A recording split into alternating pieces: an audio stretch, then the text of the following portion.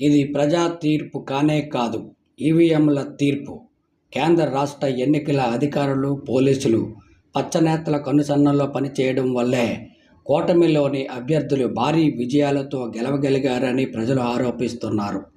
Polling జరుగుతున్న సమయంలో టీడీపీకి చెందిన గూండాలు పలు పోలింగ్ బూతుల్లోకి చొరబడి ఈవీఎంలను ధ్వంసం చేసినా, వైసీపీ ఓటర్లను బూతుల నుంచి తరిమివేసినా, దాడులు చేసిన రాష్ట్ర ఎన్నికల అధికారి, పోలీసులు కానీ పట్టించుకోకుండా ఉన్నప్పుడే ఇక్కడ ఏదో జరగబోతుందని వచ్చిన అనుమానాలు ఇప్పుడు నిజమని నమ్మే పరిస్థితి వచ్చిందంటూ తీవ్ర ఆగ్రహం వ్యక్తం చేస్తుండడం గమనార్హం.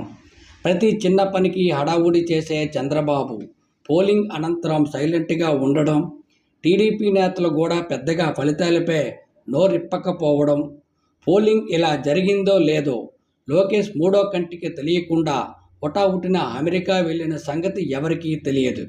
అలాగే చంద్రబాబు కుటుంబంతో విదేశాలకు వెళ్లే ముందు తమ జేబు పత్రికల్లో తాటికాయంత అక్షరాలతో కనిపించే ప్రత్యేక కథనాలు రాకపోవడం, ఇవన్నీ చూస్తే పచ్చనేతలందరూ ఒక్కటై భారీ కుట్రకు పాల్పడి ఉంటారని ప్రజలు భావిస్తున్నారు. ఏది ఏమైనా కూటమి ఫలితాలపై ప్రజల్లో రోజురోజుకు అనుమానాలు పెరిగిపోతుండడం గమనార్హం.